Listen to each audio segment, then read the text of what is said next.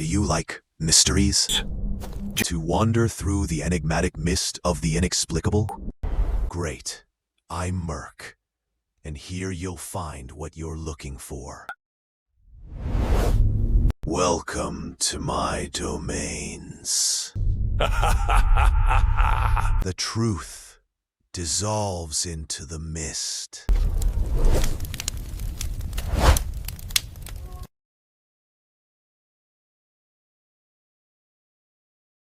January 2012. A cryptic image appears on 4chan, a bleak watermark of a cicada emblazoned on a black background, and a single phrase dares the collective intellect of the internet. Hello, we are looking for highly intelligent individuals. To find them, we have devised a test. There is no signature, no agency, no government seal, only a promise of secrets and a gauntlet thrown into the digital abyss. That single post would ignite a global manhunt for answers, a puzzle so intricate that it would weave through the surface web, dive into the encrypted tunnels of the dark net, and bleed into the physical world across continents. More than a decade later, the entity known as Cicada 3301 remains a ghost, its purpose undefined, and its final message, the Liber Primus, still locked behind an unbreakable wall of cryptography. The first puzzle was deceptively simple: an image of a cicada, a string of numbers, and a reference to a book by William Gibson, a cyberpunk prophet who wrote of conspiracies within conspiracies. Solvers quickly realized that the image contained hidden data, steganography, a practice of concealing messages within other non-secret text or media. Extracting that data revealed a link to a page on Reddit, then to a series of Twitter accounts, each one leading to the next. A breadcrumb trail designed to separate the curious from the truly capable. This was not a game for casual browsers. It demanded knowledge of cryptography, computer programming, and a relentless patience that bordered on obsession. As the weeks unfolded, the puzzle pulled participants off their screens and into the real world. Coordinates appeared on maps, pointing to remote locations in places like South Korea, Spain, Australia, and the United States.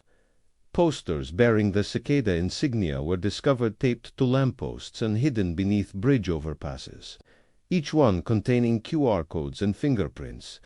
Those who arrived at these physical sites found additional clues, some scratched into the back of wooden signs, others embedded in the digital signatures of Wi-Fi networks in the immediate vicinity. The message was clear: Cicada 3301 was not confined to a monitor. It was a hybrid of the digital and the tangible, a test of both mental agility and physical courage. The community of solvers, who had congregated on forums and IRC channels, was a chaotic hive of brilliance and paranoia. They called themselves the Cicada Hunters, and they worked around the clock, sharing theories, debunking false leads, and attacking the cryptographic layers with brute force algorithms and mathematical intuition. The puzzle's structure felt deliberate, almost pedagogical, as if it were teaching its solvers new concepts with each step, only to demand they apply those lessons in increasingly creative ways.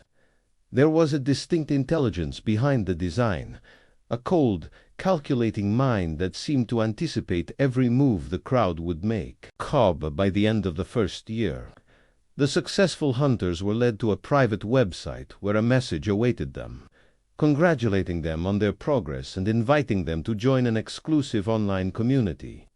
But this was not the end. It was merely the threshold. The entity promised more tests, more challenges, and the eventual revelation of a grand purpose. For those who made it through, the reward was not fame or money, but access to a hidden world, a secret society of codebreakers that seemed to exist in the shadows of the internet. Yet, for everyone else watching from the outside, the mystery only deepened. The question of who was orchestrating this elaborate scheme became more pressing than the puzzle itself. Then came 2013, and Cicada 3301 returned with a second iteration, even more complex than the first. This time the imagery shifted from simple cicadas to intricate illustrations of alchemical symbols, ancient runes, and references to the Voynich manuscript, a historical text that itself remains undeciphered.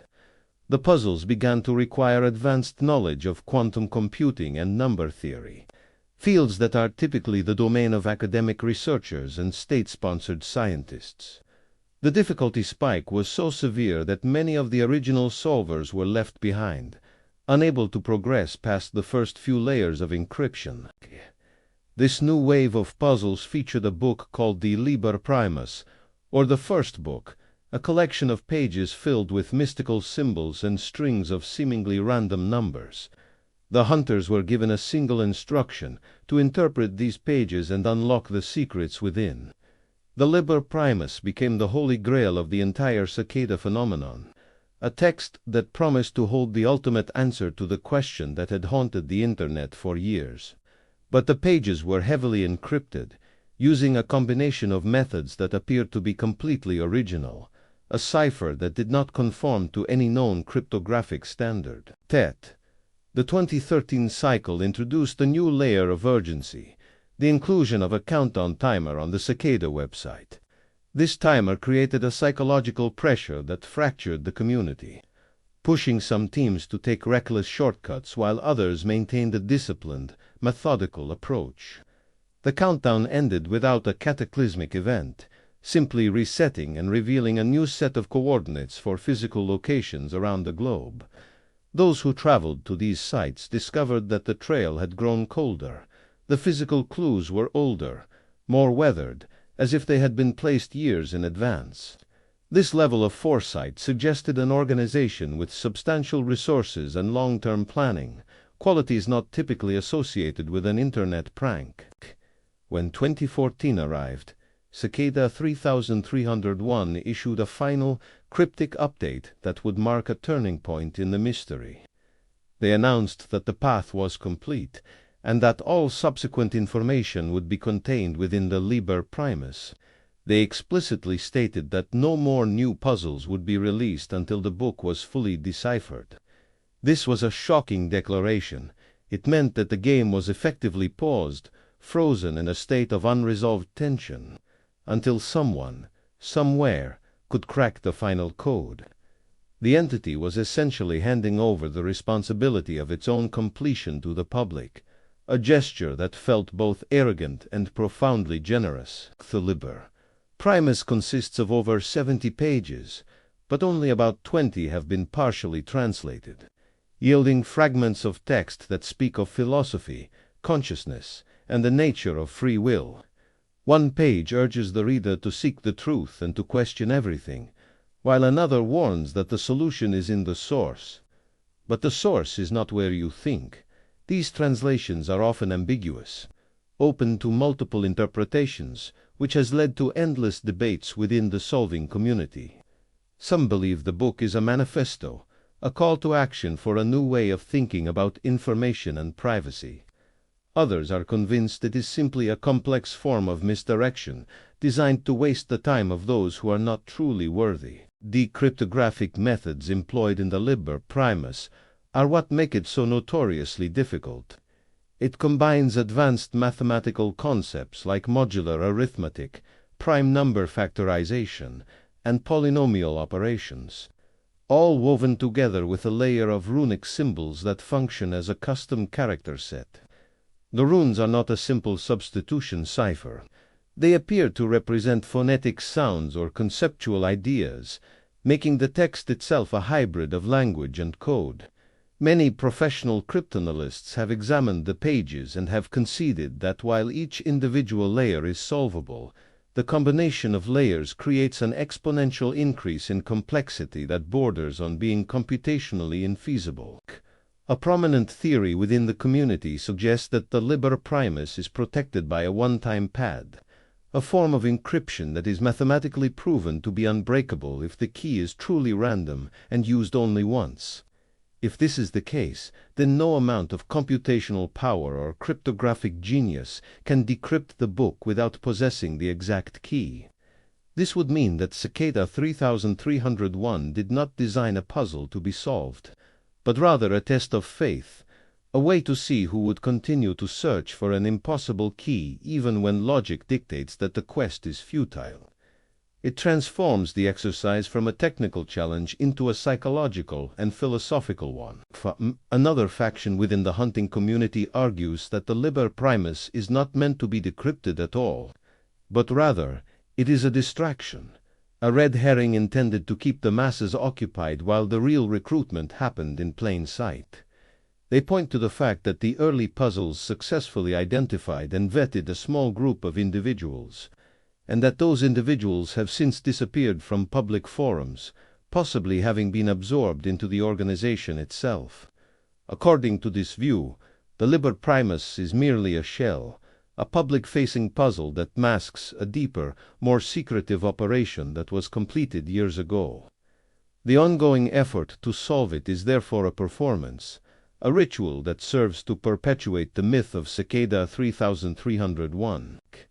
The most popular theory, and the one that garners the most mainstream attention, is that Cicada 3301 is a recruitment tool for an intelligence agency, most likely the NSA or a similar organization like GCHQ or MI6. The complexity of the puzzles, the emphasis on cryptography, and the global scope of the physical trails all align with the operational patterns of state-level actors. Proponents of this theory note that the NSA has a long history of recruiting codebreakers through unconventional means, and that the puzzle format serves as an excellent filter to identify individuals who possess not only technical skill but also the creative and obsessive personality traits required for intelligence work. However, there are significant flaws in the intelligence agency theory, the most glaring being that the puzzles are entirely public and the solutions are shared openly within the community. If the goal were to find covert operatives, exposing the recruitment process to the entire world would be a monumental security risk. Furthermore, the philosophical content of the Liber Primus does not read like government propaganda. It leans toward anarchist and libertarian ideals, advocating for the decentralization of power and the protection of individual privacy. These are values that typically stand in opposition to the surveillance mandates of organizations like the NSA, creating a curious ideological contradiction. Other theorists have proposed that Cicada 3301 is the work of a hacktivist collective, perhaps an offshoot of Anonymous, or a new group entirely dedicated to the principles of digital freedom. The timing of the first puzzle in 2012 coincided with a global wave of protests and movements for internet freedom, suggesting that the entity might have been a response to the increasing corporatization and surveillance of the online world. The puzzles themselves are a form of activism, a way to educate the public about encryption and to build a community of privacy-conscious individuals who can resist authoritarian control. In this narrative, the Liber Primus is a sacred text of the digital resistance. Despite years of analysis, no definitive proof has ever emerged to confirm any of these theories. The anonymity of Cicada 3301 has been preserved with surgical precision. The domain registrations were paid for with Bitcoin through a complex series of anonymizing services, and the physical clues were placed in ways that avoided CCTV coverage and left no forensic evidence. Whoever, or whatever, is behind the puzzle possesses an operational security that rivals the most sophisticated criminal organizations and intelligence agencies on the planet. They have not slipped up once in over a decade, a testament to their meticulous planning. The legacy of Cicada 3301 extends far beyond the mystery itself. It has inspired a subgenre of internet folklore, a generation of puzzle designers, and a renewed public interest in cryptography. The community of solvers, though diminished, remains active, with dedicated teams continuing to run computational analyses on the Liber Primus, hoping for a breakthrough. They gather in encrypted chat rooms, sharing new algorithms and discussing the latest theories.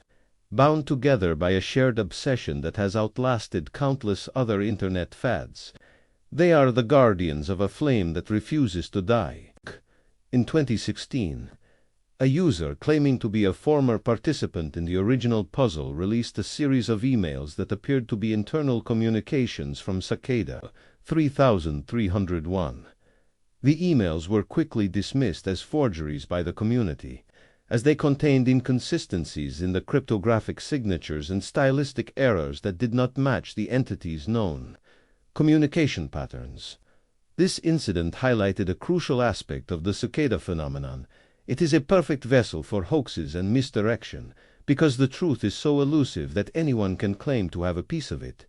The line between fact and fiction has become permanently blurred. The Washington Post, in its article naming Cicada 3301 as one of the 5 most mysterious unsolved mysteries of the Internet, captured the public's fascination with the puzzle's perfect ambiguity.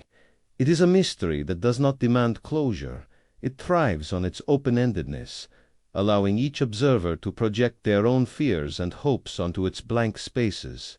For some, it is a terrifying glimpse into the shadowy world of global surveillance.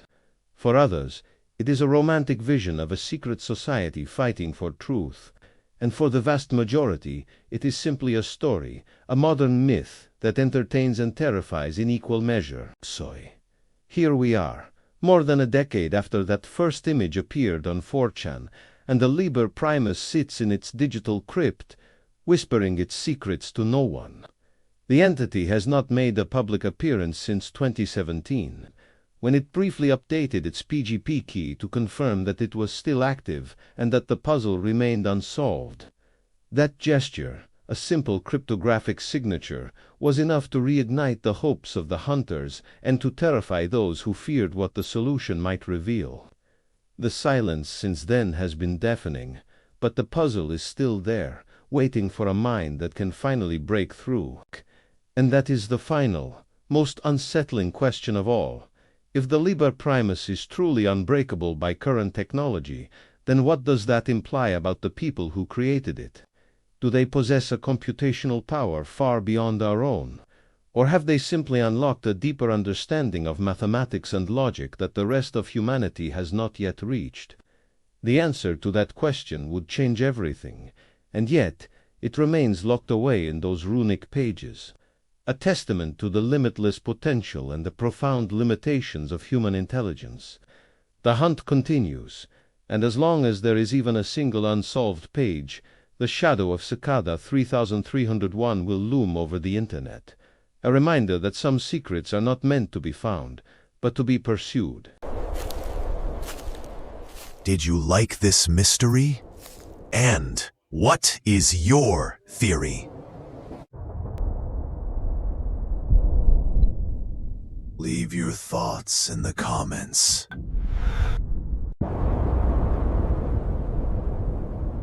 And if you enjoyed it, then like and share. I'm Merc, and I'll be waiting for you in the next mystery.